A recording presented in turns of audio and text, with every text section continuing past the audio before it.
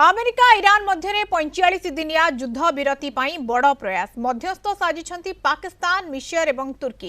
एक्सिओस report अनुसार America और Iran मध्य चलता उत्तेजना को कमाइबा 45 दिनिया युद्ध विरति प्रस्ताव उपरे आलोचना चली। शांति प्रक्रिया दुईटी पर्यायर हेब।